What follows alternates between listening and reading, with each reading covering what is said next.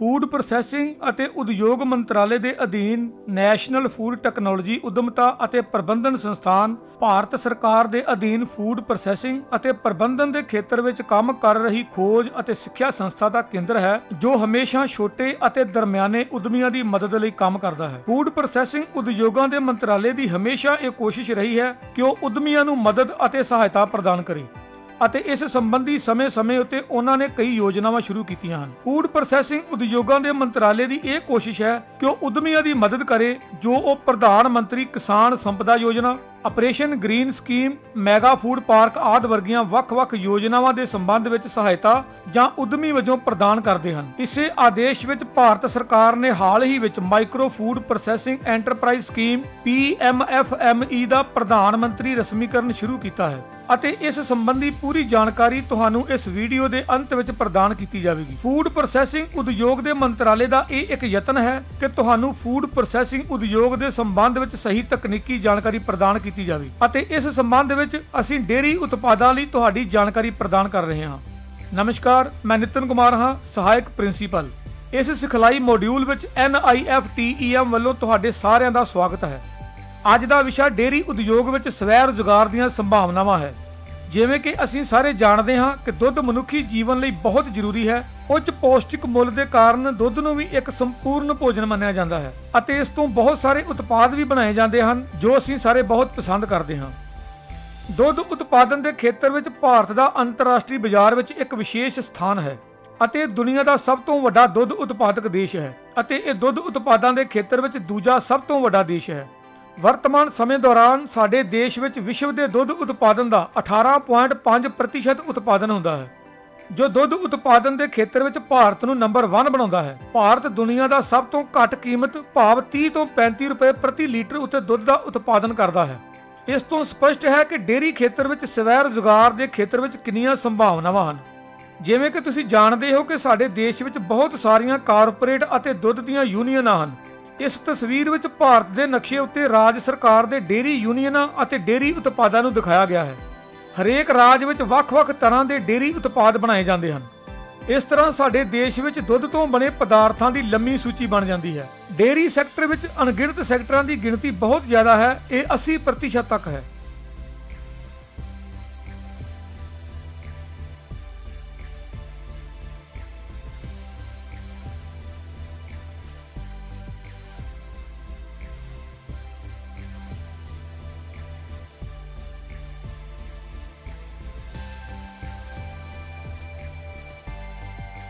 ਨਿੱਜੀ ਦੁੱਧ ਉਦਯੋਗਾਂ ਦੇ ਮੁਕਾਬਲੇ ਸਹਿਕਾਰੀ ਯੂਨਿਟਾਂ ਦੀ ਗਿਣਤੀ ਵੀ ਬਹੁਤ ਘੱਟ ਹੈ।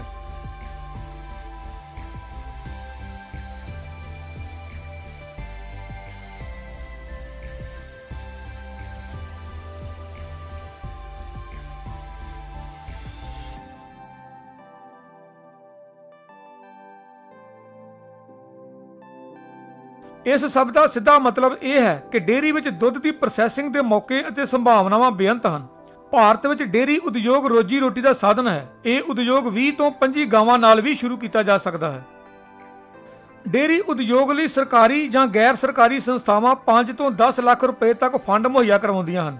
ਇਸ ਤੋਂ ਇਲਾਵਾ ਸਾਡੇ ਦੇਸ਼ ਵਿੱਚ ਬਹੁਤ ਸਾਰੀਆਂ ਸਿਖਲਾਈ ਸੰਸਥਾਵਾਂ ਹਨ ਜੋ ਤੁਹਾਡੇ ਵਰਗੇ ਉਦਮੀ ਲੋਕਾਂ ਨੂੰ ਸਿਖਲਾਈ ਵੀ ਪ੍ਰਦਾਨ ਕਰਦੀਆਂ ਹਨ, ਜਿਵੇਂ ਕਿ National Institute of Food Technology Entrepreneurship and Management Haryana, National Dairy ਖੋਜ ਸੰਸਥਾ ਕਰਨਾਲ ਹਰਿਆਣਾ ਅਤੇ ਰਾਸ਼ਟਰੀ ਡੇਅਰੀ ਖੋਜ ਸੰਸਥਾ ਗੁਜਰਾਤ। ਕੇਂਦਰ ਸਰਕਾਰ ਅਤੇ ਰਾਜ ਸਰਕਾਰ ਤੋਂ ਇਲਾਵਾ ਵਿਸ਼ੇਸ਼ ਤੌਰ ਉੱਤੇ MOFPI ਨਬਾਰਡ ਅਤੇ ਖਦੀਜਾ ਗ੍ਰਾਮ ਉਦਯੋਗਿਕ ਸਹਿਯੋਗ ਨਾਲ ਹੀ ਉਦਮੀਆਂ ਨੂੰ ਉਤਸ਼ਾਹਿਤ ਕਰਨ ਲਈ ਕਈ ਯੋਜਨਾਵਾਂ ਵੀ ਲਾਗੂ ਕੀਤੀਆਂ ਗਈਆਂ ਹਨ। ਤੁਸੀਂ ਇਹ ਸਾਰੀ ਜਾਣਕਾਰੀ ਉਹਨਾਂ ਦੀ ਵੈਬਸਾਈਟ ਤੋਂ ਪ੍ਰਾਪਤ ਕਰ ਸਕਦੇ ਹੋ। ਇਹਨਾਂ ਡੇਅਰੀ ਉਤਪਾਦਨ ਉਦਯੋਗਾਂ ਵਿੱਚ ਆਕਾਰ ਅਤੇ ਹੈਂਡਲਿੰਗ ਦੇ ਅਨੁਸਾਰ ਬਹੁਤ ਸਾਰੀਆਂ ਇਕਾਈਆਂ ਹਨ। ਇਹਨਾਂ ਵਿੱਚੋਂ ਕੁਝ ਹੇਠ ਲਿਖੇ ਅਨੁਸਾਰ ਹਨ: ਮਿਲਕ ਰਿਸੈਪਸ਼ਨ ਯੂਨਿਟ, ਇੱਕ ਪ੍ਰੋਸੈਸਡ ਦੁੱਧ ਪ੍ਰੋਸੈਸਿੰਗ ਸੈਕਸ਼ਨ, ਕਰੀਮ, ਮੱਖਣ, ਘਿਓ, ਫਲੇਵਰਡ ਦੁੱਧ, ਮਿਲਕ ਪਾਊਡਰ, ਪਨੀਰ, ਫਾਰਮੈਂਟਡ ਦੁੱਧ ਉਤਪਾਦ ਅਤੇ ਆਈਸਕ੍ਰੀਮ ਬਣਾਉਣ ਦੀ ਇੱਕ ਵੱਖਰੀ ਛੋਟੀ ਯੂਨਿਟ ਇੱਕ ਵੱਡੀ ਡੇਅਰੀ ਪਿੰਡ ਦੇ ਅੰਦਰ ਹੈ। ਇਸ ਤੋਂ ਇਲਾਵਾ ਇਹਨਾਂ ਸਾਰੀਆਂ ਪ੍ਰੋਸੈਸਿੰਗ ਵਿੱਚ ਮਦਦ ਕਰਨ ਲਈ ਵੱਖ-ਵੱਖ ਤਰ੍ਹਾਂ ਦੀਆਂ ਸਹੂਲਤਾਂ ਦੀ ਲੋੜ ਹੁੰਦੀ ਹੈ, ਜਿਵੇਂ ਕਿ quality control lab, steam boiler, refrigeration plant, compressed air ਅਤੇ ATP। ਜਿਵੇਂ ਕਿ ਅਸੀਂ ਸਾਰੇ ਜਾਣਦੇ ਹਾਂ ਕਿ ਦੁੱਧ ਸਾਡੇ ਘਰਾਂ ਤੱਕ ਟੈਂਕੀਆਂ ਰਾਹੀਂ ਡੇਅਰੀ ਪਲਾਂਟ ਤੱਕ ਪਹੁੰਚਾਇਆ ਜਾਂਦਾ ਹੈ।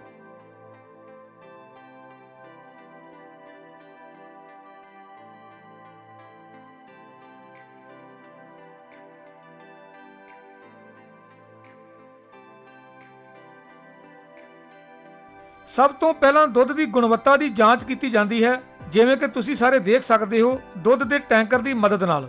ਦੁੱਧ ਨੂੰ ਨਿਫਟਮ ਵਿੱਚ ਲਿਆਂਦਾ ਜਾਂਦਾ ਹੈ, ਜੋ ਕਿ ਡੇਅਰੀ ਦਾ ਸਾਡਾ ਪਾਇਲਟ ਪਲਾਂਟ ਹੈ।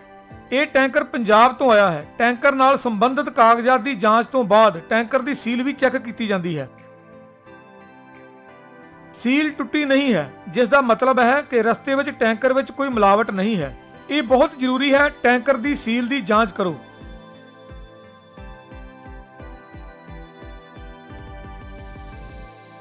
ਹੁਣ ਅਸੀਂ ਟੈਂਕਰ ਦੇ ਉੱਪਰ ਜਾ ਕੇ ਢੱਕਣ ਹਟਾਵਾਂਗੇ। ਇਸ ਤੋਂ ਬਾਅਦ ਲੰਗਰ ਦੀ ਮਦਦ ਨਾਲ ਦੁੱਧ ਨੂੰ ਚੰਗੀ ਤਰ੍ਹਾਂ ਮਿਲਾਇਆ ਜਾਂਦਾ ਹੈ।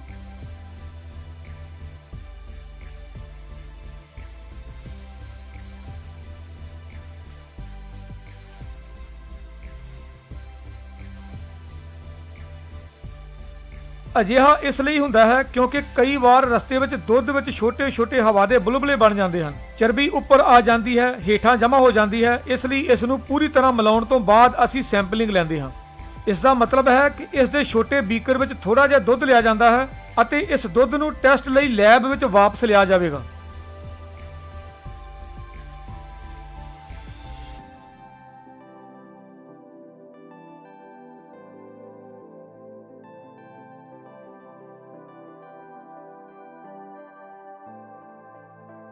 ਪਹਿਲਾਂ ਦੁੱਧ ਦੇ ਨਮੂਨੇ ਦਾ ਤਾਪਮਾਨ ਮਾਪਿਆ ਜਾਂਦਾ ਹੈ। ਜੇਕਰ ਇਹ ਸਹੀ ਹੈ ਤਾਂ ਦੁੱਧ ਨੂੰ ਜਾਂਚ ਲਈ ਲੈਬ ਵਿੱਚ ਭੇਜਿਆ ਜਾਂਦਾ ਹੈ। ਹੁਣ ਅਸੀਂ ਦੁੱਧ ਦੇ ਸੈਂਪਲ ਲੈ ਕੇ ਲੈਬ ਵਿੱਚ ਆਏ ਹਾਂ।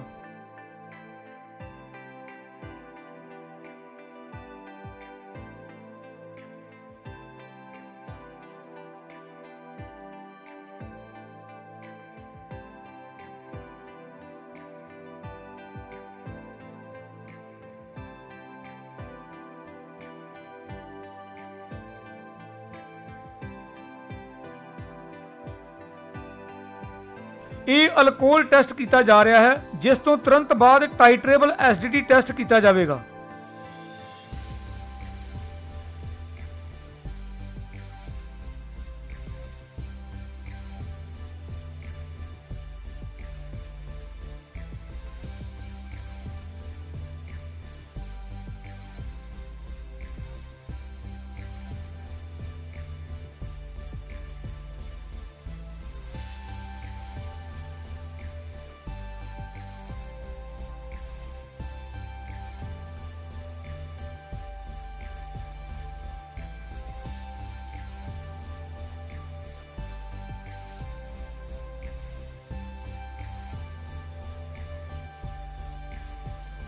ਹੁਣ ਪੱਟੀ ਦੀ ਮਦਦ ਨਾਲ ਯੂਰੀਆ, ਸਟਾਰਚ ਅਤੇ ਡਿਟਰਜੈਂਟ ਦੀ ਮਿਲਾਵਟ ਦੀ ਜਾਂਚ ਕੀਤੀ ਜਾਂਦੀ ਹੈ।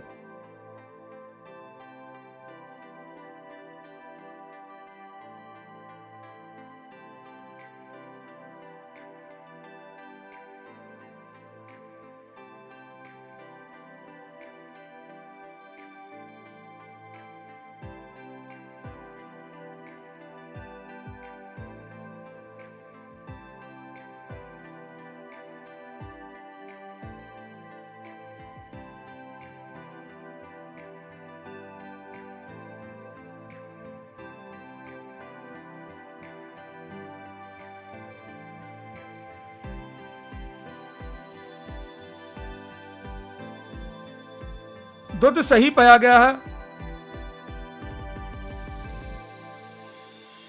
ਹੁਣ ਇਸ ਨੂੰ ਟੈਂਕਰ ਦੇ ਕੋਲ ਰੱਖੋ। ਕੱਚੇ ਦੁੱਧ ਨੂੰ ਹੋਜ਼ ਪੁਆਇੰਟ ਅਤੇ ਫਲੋ ਪਲੇਟ ਦੀ ਮਦਦ ਨਾਲ ਸਟੋਰੇਜ ਟੈਂਕ ਵਿੱਚ ਟ੍ਰਾਂਸਫਰ ਕੀਤਾ ਜਾਵੇਗਾ।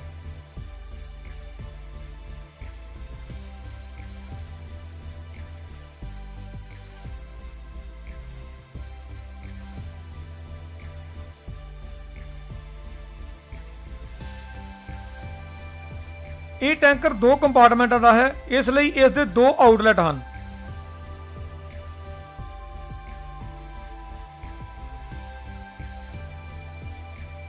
ਉੱਥੋਂ ਦੁੱਧ ਪਹਿਲਾਂ balance tank, float balance tank ਉੱਤੇ ਆ ਰਿਹਾ ਹੈ। ਇਹ ਦੁੱਧ ਨੂੰ ਵਾਪਸ ਨਹੀਂ ਆਉਣ ਦਿੰਦਾ।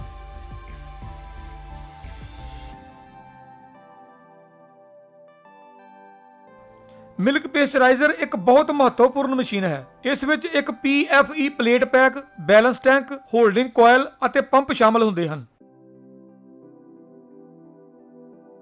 ਇਸ ਤੋਂ ਇਲਾਵਾ ਗਰਮ ਪਾਣੀ ਅਤੇ ਠੰਡੇ ਪਾਣੀ ਦੀ ਵੀ ਸਹੂਲਤ ਹੈ। ਦੁੱਧ ਦੇ ਹਾਨੀਕਾਰਕ ਬੈਕਟੀਰੀਆ ਨੂੰ ਨਸ਼ਟ ਕਰਨ ਲਈ ਦੁੱਧ ਨੂੰ ਪੇਸਚਰਾਈਜ਼ ਕੀਤਾ ਜਾਂਦਾ ਹੈ। ਇੱਕ ਖਾਸ ਤਾਪਮਾਨ ਉੱਤੇ ਇਹ ਇੱਥੇ ਦਾਖਲ ਹੋ ਸਕਦੇ ਹਨ ਅਤੇ ਹੁਣ ਇਹ ਦੂਜੇ ਪੁਨਰ ਜਨਮ ਕੇਂਦਰ ਵਿੱਚ ਜਾਂਦਾ ਹੈ। ਇੱਥੇ ਇਹ ਲਗਭਗ 45 ਡਿਗਰੀ ਸੈਲਸੀਅਸ ਹੈ। ਇੱਥੇ ਇਹ ਲਗਭਗ 70 ਡਿਗਰੀ ਸੈਲਸੀਅਸ ਹੈ ਅਤੇ ਇਹ ਹੀਟਿੰਗ ਸੈਕਸ਼ਨ ਹੈ।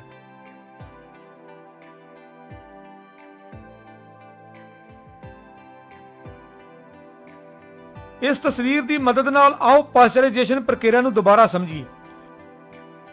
ਦੁੱਧ ਪਹਿਲਾਂ ਸੰਤੁਲਿਤ ਟੈਂਕ ਵਿੱਚ ਆਉਂਦਾ ਹੈ, ਫਿਰ ਪੰਪ ਰਾਹੀਂ ਪਾਸਚਰਾਈਜ਼ਰ ਦੇ ਪੁਨਰ ਜਨਮ ਸੈਕਸ਼ਨ ਵਿੱਚ ਜਾਂਦਾ ਹੈ, ਜਿੱਥੇ ਇਸ ਨੂੰ ਪਾਸਚਰਾਈਜ਼ ਮਿਲ ਦੀ ਮਦਦ ਨਾਲ 45 ਡਿਗਰੀ ਤੱਕ ਗਰਮ ਕੀਤਾ ਜਾਂਦਾ ਹੈ। ਇਸ ਤਾਪਮਾਨ ਉੱਤੇ ਅਸੀਂ ਕਰੀਮ ਨੂੰ ਵੱਖ ਕਰਨ ਵਾਲੇ ਦੀ ਮਦਦ ਨਾਲ ਦੁੱਧ ਤੋਂ ਕਰੀਮ ਨੂੰ ਹਟਾ ਸਕਦੇ ਹਾਂ।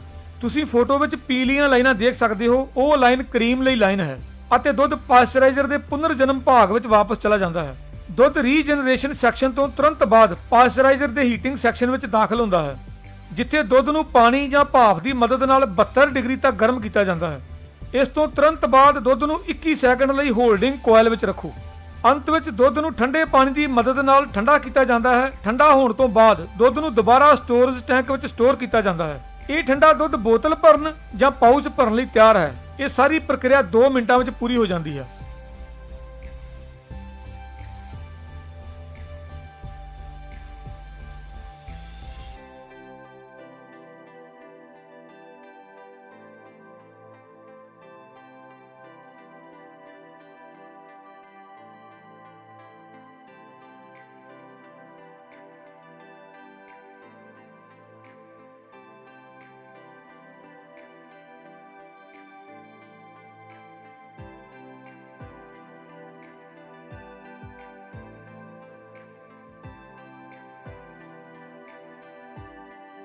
ਸਾਡੇ ਸਹਿਯੋਗੀ ਨੇ ਹੋਮੋਜਨਾਈਜ਼ਰ ਦੇ ਕੰਮ ਨੂੰ ਬਹੁਤ ਵਧੀਆ ਢੰਗ ਨਾਲ ਸਮਝਾਇਆ ਹੈ। ਆਓ ਹੁਣ ਇਸ ਤਸਵੀਰ ਦੀ ਮਦਦ ਨਾਲ ਹੋਮੋਜਨਾਈਜ਼ਰ ਦੇ ਕੰਮ ਨੂੰ ਦੁਬਾਰਾ ਸਮਝੀਏ।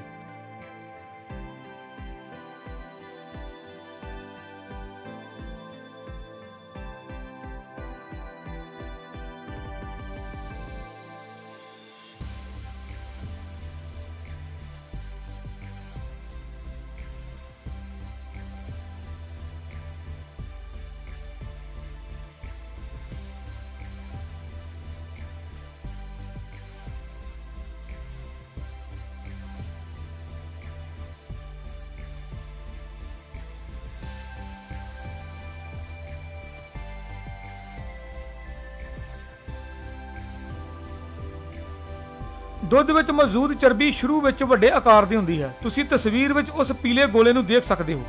ਹੋਮੋਜਨਾਈਜ਼ਰ ਵਿੱਚੋਂ ਲੰਘਣ ਤੋਂ ਬਾਅਦ ਇਹ ਛੋਟੀਆਂ ਗੇਂਦਾਂ ਵਿੱਚ ਬਦਲ ਜਾਂਦਾ ਹੈ ਅਤੇ ਇਸ ਦੇ ਲਈ ਦੁੱਧ ਨੂੰ ਇੱਕ ਬਹੁਤ ਹੀ ਛੋਟੇ ਫਰਕ ਅਤੇ ਉੱਚੇ ਦਬਾਅ ਦੇ ਨਾਲ ਪਾਸ ਕੀਤਾ ਜਾਂਦਾ ਹੈ।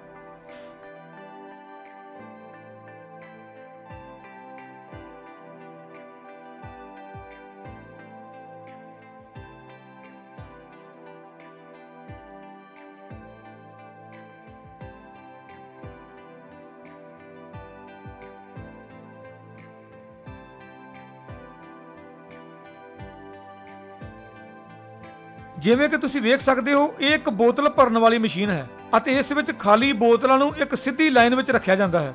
ਇਸ ਤੋਂ ਬਾਅਦ ਇੱਕ ਕਨਵੇਅਰ ਉੱਤੇ ਇੱਕ ਤੋਂ ਬਾਅਦ ਇੱਕ ਅੱਗੇ ਵੱਧਦਾ ਹੈ।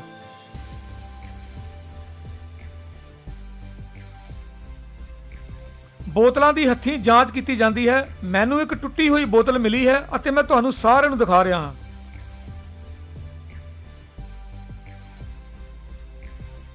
ਇਹ ਮਸ਼ੀਨ ਇੱਕ ਵਾਰ ਵਿੱਚ 4 ਬੋਤਲਾਂ ਭਰ ਸਕਦੀ ਹੈ। ਭਰਨ ਤੋਂ ਬਾਅਦ ਬੋਤਲਾਂ ਨੂੰ ਕੈਪ ਕੀਤਾ ਜਾਂਦਾ ਹੈ ਅਤੇ ਇਸ ਵਿੱਚ ਇੱਕ ਪਲਾਸਟਿਕ ਦੀ ਸੀਲ ਲਗਾਈ ਜਾਂਦੀ ਹੈ, ਜੋ ਬਾਅਦ ਵਿੱਚ ਲਾੜ ਦੁਆਰਾ ਸੀਲ ਗਰਮ ਕੀਤੀ ਜਾਂਦੀ ਹੈ। ਆਓ ਇੱਕ ਵਾਰ ਫਿਰ ਸਾਰੀ ਪ੍ਰਕਿਰਿਆ ਨੂੰ ਡੂੰਘਾਈ ਨਾਲ ਵਿਚਾਰ ਕਰੀਏ।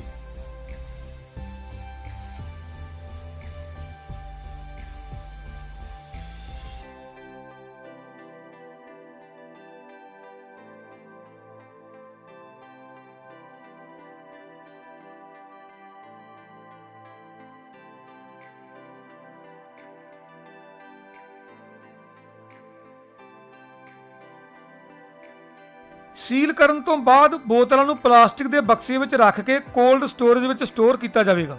ਕੋਲਡ ਸਟੋਰੇਜ ਦਾ ਤਾਪਮਾਨ 4 ਤੋਂ 5 ਡਿਗਰੀ ਸੈਂਟੀਗ੍ਰੇਡ ਦੇ ਵਿਚਕਾਰ ਹੁੰਦਾ ਹੈ। ਸਵੇਰੇ ਸਵੇਰੇ ਦੁੱਧ ਦੀਆਂ ਸਾਰੀਆਂ ਬੋਤਲਾਂ ਉਹਨਾਂ ਦੇ ਨਿਰਧਾਰਤ ਸਥਾਨ ਉੱਤੇ ਭੇਜ ਦਿੱਤੀਆਂ ਜਾਣਗੀਆਂ।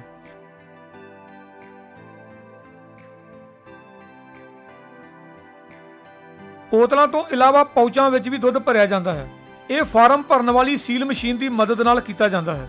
ਪਲਾਸਟਿਕ ਦੇ ਪਾਊਚਾਂ ਦੀ ਕੀਮਤ ਬੋਤਲਾਂ ਨਾਲੋਂ ਘੱਟ ਹੈ, ਪਰ ਇਹ ਵਾਤਾਵਰਣ ਲਈ ਵੀ ਹਾਨੀਕਾਰਕ ਹਨ। ਜਿਵੇਂ ਕਿ ਮੈਂ ਸ਼ੁਰੂ ਵਿੱਚ ਦੱਸਿਆ ਸੀ ਕਿ ਦੁੱਧ ਅਤੇ ਦੁੱਧ ਤੋਂ ਬਣੇ ਪਦਾਰਥ ਬਣਾਉਣ ਲਈ ਬਹੁਤ ਸਾਰੀਆਂ ਉਪਯੋਗਤਾਵਾਂ ਦੀ ਲੋੜ ਹੁੰਦੀ ਹੈ। ਆਓ ਅਸੀਂ ਤੁਹਾਨੂੰ ਉਪਯੋਗਤਾ ਭਾਗ ਵਿੱਚ ਲੈ ਜਾਂਦੇ ਹਾਂ।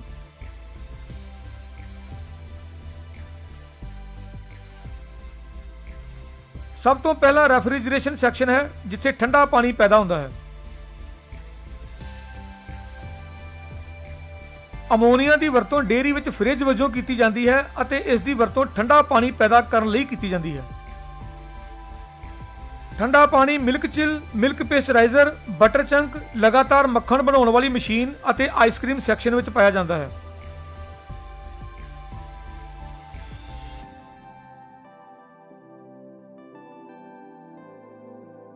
ਅਗਲਾ ਭਾਗ ਸਾਡਾ CIP ਸੈਕਸ਼ਨ ਹੈ। CIP ਦਾ ਮਤਲਬ ਹੈ ਜਗ੍ਹਾ ਦੀ ਸਫਾਈ ਕਰਨਾ। ਜੇਕਰ ਮੈਂ ਤੁਹਾਨੂੰ ਸਰਲ ਸ਼ਬਦਾਂ ਵਿੱਚ ਦੱਸਾਂ ਤਾਂ ਸਫਾਈ ਵਾਲੀ ਥਾਂ ਦਾ ਮਤਲਬ ਇਹ ਹੈ ਕਿ ਡੇਅਰੀ ਵਿੱਚ ਰੱਖੀਆਂ ਸਾਰੀਆਂ ਮਸ਼ੀਨਾਂ ਆਪਣੀ ਥਾਂ ਉੱਤੇ ਸਾਫ਼ ਕੀਤੀਆਂ ਜਾਂਦੀਆਂ ਹਨ। ਉਹਨਾਂ ਦੀ ਥਾਂ ਉੱਤੇ ਬਿਨਾਂ ਹਿਲਾਏ ਹੀ ਸਫਾਈ ਕੀਤੀ ਜਾਂਦੀ ਹੈ। ਸਫਾਈ ਵਾਲੀ ਥਾਂ ਉੱਤੇ ਮੌਜੂਦ ਸਫਾਈ ਦਾ ਘੋਲ ਪਾਈਪਾਂ ਰਾਹੀਂ ਟੈਂਕ ਵਿੱਚ, ਪਾਸਚਰਾਈਜ਼ਰ ਵਿੱਚ, ਚਿਲਰ ਵਿੱਚ ਜਾਂਦਾ ਹੈ ਅਤੇ ਉੱਥੇ ਸਾਫ਼ ਕਰਨ ਤੋਂ ਬਾਅਦ ਘੋਲ ਨੂੰ ਵਾਪਸ ਇਸ CIP ਭਾਗ ਵਿੱਚ ਵਾਪਸ ਕਰ ਦਿੱਤਾ ਜਾਂਦਾ ਹੈ। ਤੁਸੀਂ ਦੇਖ ਸਕਦੇ ਹੋ ਕਿ ਫਨਲ ਸੈਕਸ਼ਨ ਵਿੱਚ 3 ਟੈਂਕ ਹਨ: ਅਲਕਲੀ ਟੈਂਕ, ਡਿਟਰਜੈਂਟ ਟੈਂਕ ਅਤੇ ਐਸਿਡ ਟੈਂਕ। CIP ਲੋੜ ਅਨੁਸਾਰ ਅਤੇ ਪੂਰੀਆਂ ਸਾਈਕਲਿੰਗ ਲਈ ਸਰਕੂਲੇਟ ਕੀਤਾ ਜਾਂਦਾ ਹੈ। ਆਓ ਹੁਣ ਇਸ ਤਸਵੀਰ ਦੀ ਮਦਦ ਨਾਲ CIP ਪ੍ਰਕਿਰਿਆ ਨੂੰ ਚੰਗੀ ਤਰ੍ਹਾਂ ਸਮਝੀਏ।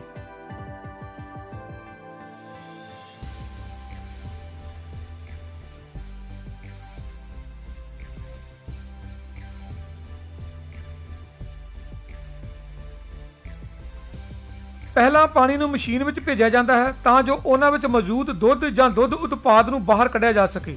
ਇਸ ਤੋਂ ਤੁਰੰਤ ਬਾਅਦ ਖਾਰੀ ਘੋਲ ਨੂੰ ਪਾਈਪਾਂ ਰਾਹੀਂ ਉਪਕਰਨਾਂ ਵਿੱਚ ਭੇਜਿਆ ਜਾਂਦਾ ਹੈ। ਇਸ ਲਈ ਕਿ ਖਾਰੀ ਦਾ ਘੋਲ ਸਾਜੋ ਸਮਾਨ ਵਿੱਚ ਨਾ ਰਹਿ ਜਾਵੇ ਤਾਂ ਪਾਣੀ ਨੂੰ ਦੁਬਾਰਾ ਪਾਈਪ ਰਾਹੀਂ ਪਿੱਛੇ ਤੋਂ ਭੇਜਿਆ ਜਾਂਦਾ ਹੈ। ਪਾਣੀ ਤੋਂ ਬਾਅਦ ਬਹੁਤ ਘੱਟ ਮਾਤਰਾ ਵਿੱਚ ਐਸਿਡ ਘੋਲ ਨੂੰ ਪਾਣੀ ਵਿੱਚ ਮਿਲਾਇਆ ਜਾਂਦਾ ਹੈ ਜੋ ਉਪਕਰਨਾਂ ਅਤੇ ਪਾਈਪਾਂ ਵਿੱਚ ਭੇਜਿਆ ਜਾਂਦਾ ਹੈ।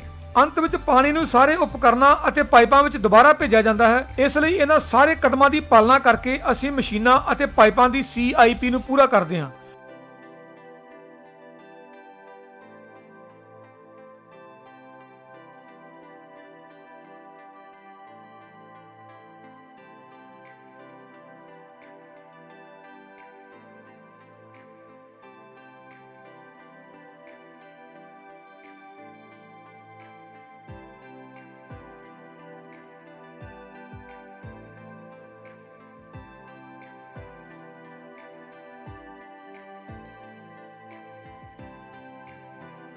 ਅਤੇ ਪ੍ਰਕਿਰਿਆ ਦੀ ਇਸ ਲਾਈਨ ਨੂੰ ਨਵੇਂ ਦੁੱਧ ਉਤਪਾਦਾਂ ਜਾਂ ਦੁੱਧ ਲਈ ਤਿਆਰ ਮੰਨਿਆ ਜਾਂਦਾ ਹੈ। ਇਸ ਤੋਂ ਇਲਾਵਾ ਡੇਅਰੀ ਪਲਾਂਟਾਂ ਵਿੱਚ ਵਾਟਰ ਸਾਫਟਨਰ ਪਲਾਂਟ ਵੀ ਲਗਾਇਆ ਜਾਂਦਾ ਹੈ ਜੋ ਸਾਡੇ ਪਾਣੀ ਦੀ ਕਠੋਰਤਾ ਨੂੰ ਦੂਰ ਕਰਕੇ ਨਰਮ ਪਾਣੀ ਪੈਦਾ ਕਰਦਾ ਹੈ। ਸਾਡੇ ਭਾਫ਼ ਦੇ ਬਾਇਲਰ ਵਿੱਚ ਨਰਮ ਪਾਣੀ ਦੀ ਲੋੜ ਹੁੰਦੀ ਹੈ। ਸਾਫਟ ਪਾਣੀ ਦੀ ਵਰਤੋਂ ਸਫਾਈ ਵਿੱਚ ਵੀ ਕੀਤੀ ਜਾਂਦੀ ਹੈ। ਭਾਫ਼ ਬਾਇਲਰ ਇੱਕ ਡੇਅਰੀ ਪਲਾਂਟ ਵਿੱਚ ਭਾਫ਼ ਪੈਦਾ ਕਰਦਾ ਹੈ। ਆਈਸਕ੍ਰੀਮ ਪੈਸਚਰਾਈਜ਼ਰ, ਮਿਲਕ ਪੇਸਚਰਾਈਜ਼ਰ ਅਤੇ ਕਰੀਮ ਪੇਸਚਰਾਈਜ਼ਰ ਵਿੱਚ ਭਾਫ਼ ਦੀ ਲੋੜ ਹੁੰਦੀ ਹੈ। ਇਸ ਤੋਂ ਇਲਾਵਾ ਪਨੀਰ ਬਣਾਉਣ ਵਿੱਚ ਭਾਫ਼ ਦੀ ਲੋੜ ਹੁੰਦੀ ਹੈ ਅਤੇ ਡੇਅਰੀ ਪਲਾਂਟ ਦੇ ਫਰਸ਼ ਨੂੰ ਸਾਫ਼ ਕਰਨ ਵਿੱਚ ਵੀ ਭਾਫ਼ ਦੀ ਲੋੜ ਹੁੰਦੀ ਹੈ। ਡੇਅਰੀ ਪਲਾਂਟ ਭਾਫ਼ ਪੈਦਾ ਕਰਨ ਲਈ ਲੱਕੜ, ਕੋਲੇ ਜਾਂ ਡੀਜ਼ਲ ਦੀ ਵਰਤੋਂ ਕਰਦਾ ਹੈ। ਇਹਨਾਂ ਸਾਰੀਆਂ ਉਪਯੋਗਤਾਵਾਂ ਦੀ ਵਰਤੋਂ ਕਰਕੇ ਡੇਅਰੀ ਵਿੱਚ ਵੱਖ-ਵੱਖ ਕਿਸਮਾਂ ਦੇ ਦੁੱਧ ਉਤਪਾਦ ਬਣਾਏ ਜਾਂਦੇ ਹਨ।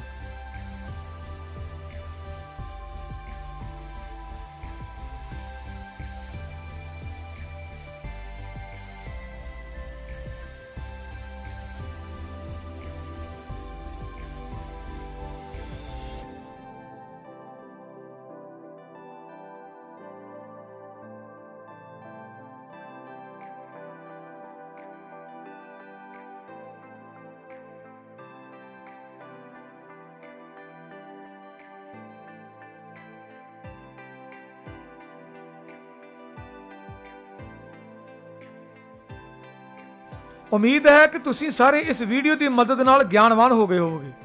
ਆਓ ਹੁਣ ਮੈਂ ਤੁਹਾਨੂੰ ਪ੍ਰਧਾਨ ਮੰਤਰੀ micro food enterprise upgradation scheme PMFME ਬਾਰੇ ਦੱਸਦਾ ਹਾਂ, ਜੋ ਭਾਰਤ ਦੇ ਫੂਡ ਪ੍ਰੋਸੈਸਿੰਗ ਮੰਤਰਾਲੇ ਦੁਆਰਾ ਸ਼ੁਰੂ ਕੀਤੀ ਗਈ ਹੈ। ਅੱਜ ਸਾਡੇ ਦੇਸ਼ ਵਿੱਚ ਫੂਡ ਪ੍ਰੋਸੈਸਿੰਗ ਦੇ ਖੇਤਰ ਵਿੱਚ ਲਘੂ ਉਦਯੋਗਾਂ ਦੀ ਗਿਣਤੀ 25 ਲੱਖ ਦੇ ਕਰੀਬ ਹੈ ਅਤੇ ਇਹਨਾਂ ਵਿੱਚੋਂ 66% ਯੂਨਿਟ ਪੇਂਡੂ ਖੇਤਰਾਂ ਵਿੱਚ ਸਥਿਤ ਹਨ।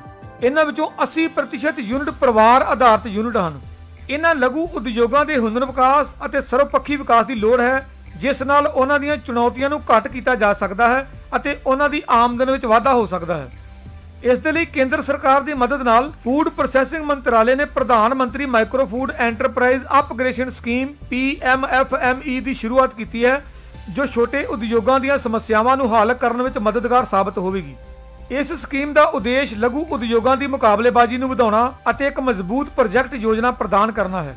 ਇਸ ਦੇ ਨਾਲ ਹੀ FPO ਸਵੈ ਸਹਾਇਤਾ ਸਮੂਹ ਸਹਿਜ ਅਤੇ ਉਤਪਾਦਕ ਸਹਿਕਾਰਤਾਵਾਂ ਨੇ ਆਪਣੀ ਪੂਰੀ ਮੁੱਲ ਲੜੀ ਦਾ ਸਮਰਥਨ ਕਰਨਾ ਹੈ। ਇਹ ਪ੍ਰੋਸੈਸਿੰਗ ਅਤੇ ਪ੍ਰੋਸੈਸਡ ਫੂਡ ਦੇ ਖੇਤਰ ਵਿੱਚ ਲੋਕਾਂ ਨੂੰ ਸਵੈ ਨਿਰਭਰ ਅਤੇ ਸਥਾਨਕ ਲੋਕਾਂ ਲਈ ਬੋਲਣ ਲਈ ਵੀ ਪ੍ਰੇਰਨਾਦਾਇਕ ਸਾਬਤ ਹੋਵੇਗਾ।